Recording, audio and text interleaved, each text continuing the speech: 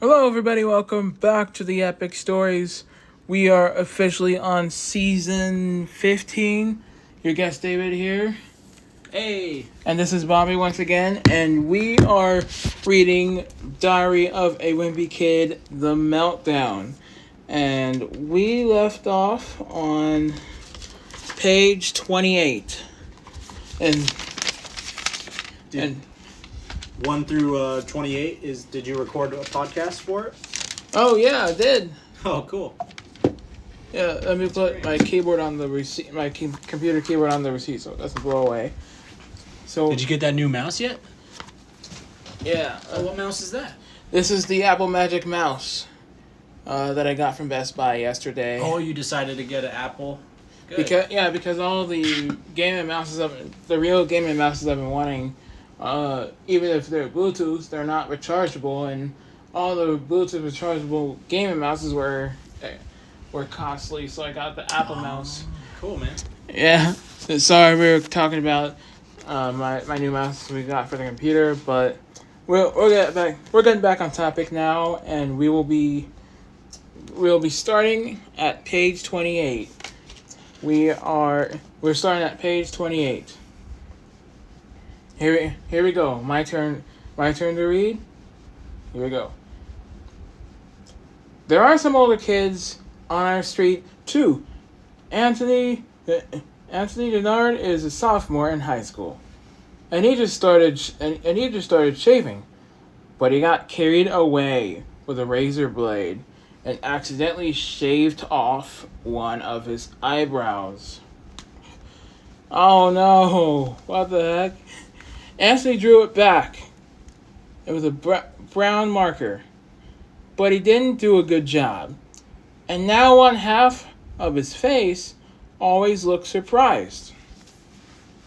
Anthony's best friend is Sheldon Reyes, who tried to make money plowing the neighbors' driveways.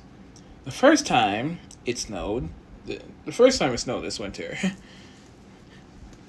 But Sheldon doesn't have his license yet, and he did a lot of damage in our neighborhood before his dad found his son was using his truck. What the heck? Why would he do plowing without a license? I mean, isn't it illegal to do any yard work with no license? Or to do any work on homes and yards without a license? That's what this guy, Sheldon Reyes, was doing.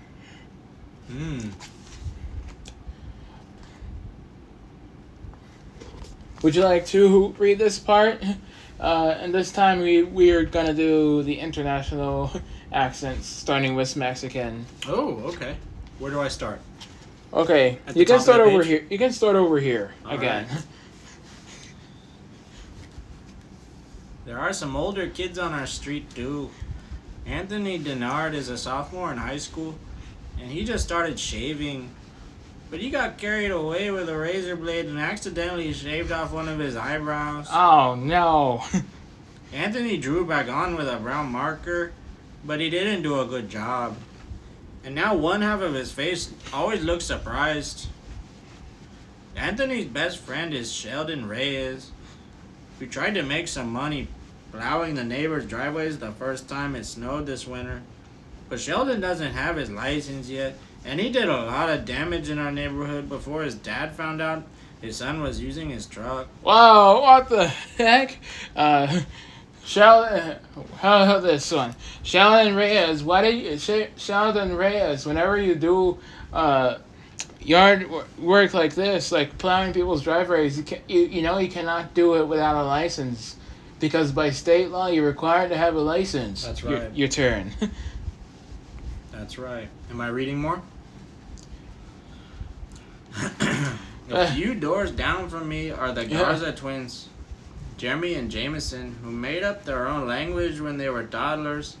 And when those two are together, no one can understand a word they say. There are a bunch of girls on my street too, but they're just as bad as the guys. The Marley sisters live across from Rowley's house, and all five of them were born within a few years of each other. I don't know what the deal is, but those girls will just randomly attack people who come into their yard. Amelia Greenwald lives a few doors down from the Marley sisters. Amelia always dresses like a princess, and I think she's seen too many Disney movies.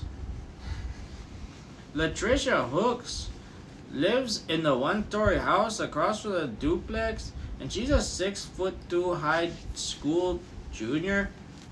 Roderick won't go anywhere near Latricia because she used to bully him when he was my age.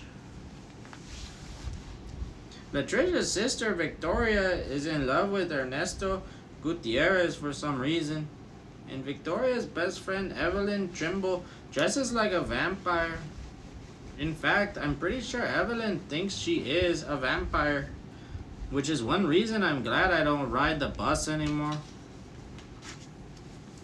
Your turn. Alright. Top of left page. Alright, here we go. I haven't even met who. Alright, so this time I'm gonna read like the real African American, which is the accent that we're gonna do next. We're gonna do. Alright. I haven't even mentioned half of the kids who live on my hill. But if I were down the whole list, it'd take forever. My mom always asks me why I'm not friends with any kids at the bottom of the hill. Even though I've told her a million times why that'll never happen. Surrey Street is divided into two halves. There's Upper Surrey Street, which is in the hill, and the Lower Surrey Street, which is the flat part of the bottom. At the bottom.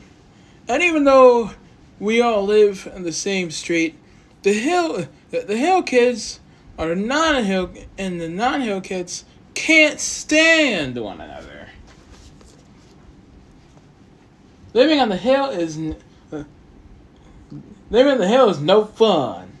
First of all, it's really far from the school, and that last stretch at the end of the day is no joke, especially when it's hot, like it has been lately. The worst thing about living on the hill is that there's not a lot you can do on it. And if you want to play with the ball, you can't forget about it. All right, your turn, David. With the accent I just did. Alright. It was African American for sure. But the kids who live at the bottom of the hill have it made. Their part of the street is flat, so they can do anything they want down there. That's why all the athletes come from Lower Surrey Street. The thing is, the kids who live at the bottom of the street think they own it. And if any of us hill people come down there to play, the Lower Surrey Street kids won't let us. In fact, the reason it took me 4 years to learn to ride a bike was because I had to do it in 5-second spurts. But when it snows, the tables are turned. All of a sudden, the Lower Surrey Street kids want to use our hill for sledding. But that's when we give those guys a taste of their own medicine. Alright. This time I'm gonna read like an Indian diary from Wimpy Kid reader. Most of the time, we could keep the Lower Surrey Street kids off the hill. But they're sneaky. And sometimes they slip past us. They slip past us.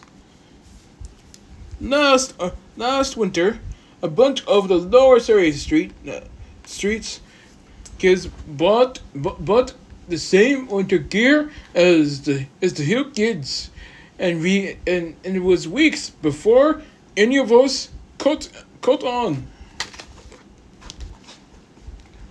If you live on the Surrey streets, you're either you're either the hill kid or a non-hill kid, and there's no switching sides. There's a kid named Trevor Nix who lived on the hill until last summer, which is when his family moved to a bigger house at the bottom of the street. But the kids down there, still consider Trevor a hill person, so they won't let him play on the street. Us hill kids think of him as a traitor for moving, and we won't let him sled in the winter. So now Trevor is basically stuck indoors year round. Alright, your turn. Indian accent? Yeah. There's a lot of bad blood between the upper Surrey kids and the lower Surrey Street kids, which is why we can't be friends. But whenever I try to explain the situation to Mom, she just doesn't get it. In fact, none of the moms on our street do.